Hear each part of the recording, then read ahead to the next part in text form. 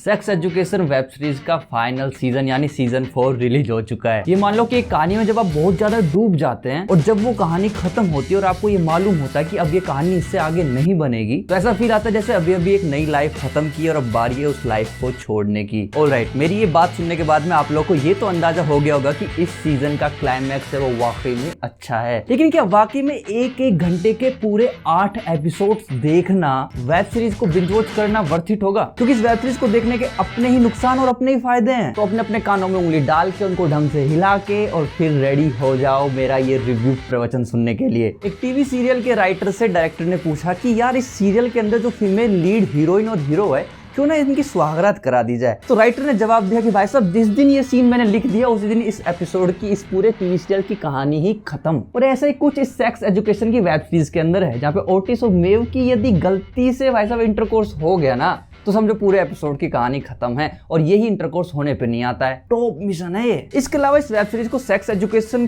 किस लिए भी कहा जाता है क्योंकि ये वेब सीरीज अलग अलग तरह की सेक्सुअलिटीज को हमें इंट्रोड्यूस कराती है, जिनको लेकर शायद अभी तक मैं खुद भी कंफ्यूज हूँ। शायद हम लोगों ने कभी उसके बारे में थोड़ा थोड़ा सुना होगा पर इतना डिटेल में हमें नहीं पता होगा। और उन्हीं डिफरेंट सेक्सुअलिटीज से हमें कुछ हद तक ये वेब सीरीज रूबरू कराती है और रूबरू कराती कई इंसानों की सेक्सुअल जर्नीज के बारे में। जैसे कि कई इंसानों के अंदर कुछ फेज आते हैं सेक्सुअलिटीज को लेके, कभी वो लड़के के साथ होते हैं कभी लड़की के साथ होते हैं, और कुछ लोगों की लाइफ एक फेज पे आकर अटक जाती है और कुछ लोग बहुत ज्यादा कंफ्यूजन में रहते हैं। तो कहीं पे कुछ लोग स्ट्रगल करते हैं क्योंकि वो अंदर से अलग सेक्सुअलिटी फील करते हैं, उनकी बॉडी कुछ अलग होती है। बट ये सब कुछ सच में मेरे लिए काफी ओवरडोज जैसा हो गया। मतलब हो सकता है कि वहां का कल्चर बहुत से व्यूवर्स को पसंद नहीं आए और अभी तक मैं खुद डिसाइड नहीं कर पा रहा कि वेब सीरीज पूरे तरीके से हर चीज को सही दिखाती है या फिर काफी सारी गड़बड़ भी है इसके अंदर। गड़बड़ इस तरीके से कि वो किस हद तक क्या क्या चीजें खोल देता है, किस तरीके से इन्फ्लुएंस करता है हमारे इंडियन यूथ को, वो सोचने लायक है। तो मेरी पर्सनल सलाह ये है कि इस सीरीज को पर्सनली माइंड करके मत देखना, बस ये देखना कि दुनिया के किसी कोने के अंदर किसी परिवार की भी ये कहानी सच में हो सकती है। अब देखो इस पूरी कहानी का सबसे बड़ा नुकसान ये है कि यदि आपने इस वेब सीरीज की कहानी को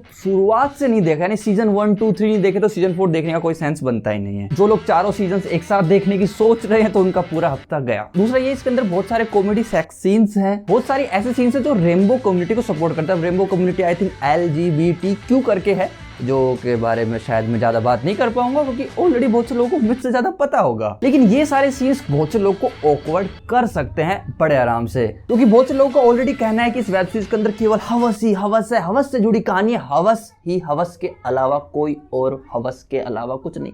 क्या बोल रहा हूं मैं, समझ गए ना? बट उन लोगों के लिए मेरा पर्सनली कहना यही है कि आप लोग इस वेब सीरीज को अवॉइड कर सकते हैं। मतलब देखो आप लोग इस वेब सीरीज की टारगेटेड ऑडियंस हो ही नहीं तो आपको क्यों चेक करनी है? मत देखो, मत ऑफेंड हो। तीसरी जो थोड़ी सी गड़बड़ वाली बात है वो ये है कि इसी वेब सीरीज का जो सीजन 4 है इसके सारे एपिसोड है वो काफी लंबे लंबे हैं और कहानी में आपको एक बार को आप कहानी में डूबोगे तो ऐसा नहीं लगेगा कि कहानी बहुत लंबी, लेकिन आपको आपकी आंखें, आपकी कमर और आपका वक्त बार बार याद दिलाएगा कि यार कुछ ज्यादा देर तक बैठे आज। देखो ओवरऑल ये पूरी की पूरी कहानी पहले एपिसोड से बहुत ज्यादा एंगेजिंग है, क्योंकि मैंने शुरुआत में सिर्फ शुरू ये सोच के किया था कि चलो एक बार देख लेते हैं कि कैसा आया होगा। मैं इतना सीरियस नहीं था इस पूरी वेब सीरीज को लेकर, लेकिन जैसे ही मैंने पहला एपिसोड चेक किया भाई मजे आए और उसके बाद तो पूरी देख डाली। मैंने इसकी हिंदी डबिंग देखी है तो हिंदी डबिंग को लेकर मैं बोल सकता हूँ कि हाँ बढ़िया है, टू द पॉइंट है, कोई बेकार नहीं है। सीजन 1 में जिन कैरेक्टर्स से हम इंट्रोड्यूस होते हैं उन कैरेक्टर्स को सीजन 4 तक आते आते कैसे उनकी लाइफ चेंज हो चुकी है, कैसे उनकी पर्सनैलिटी चेंज होगी, कैसे वो खुल चुके हैं और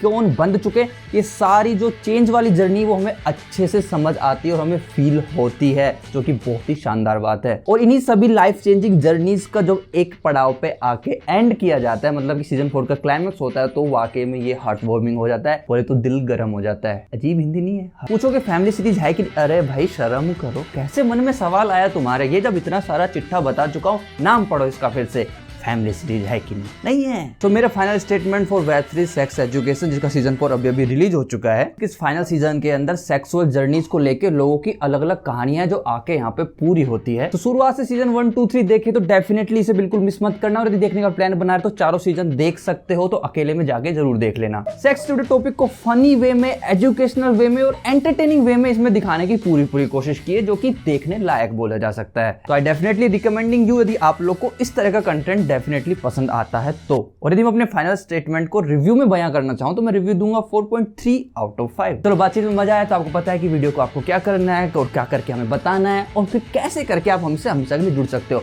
मुझे एक भी शब्द मुंह से बोलने की जरूरत नहीं है भाई, तुम समझदार हो।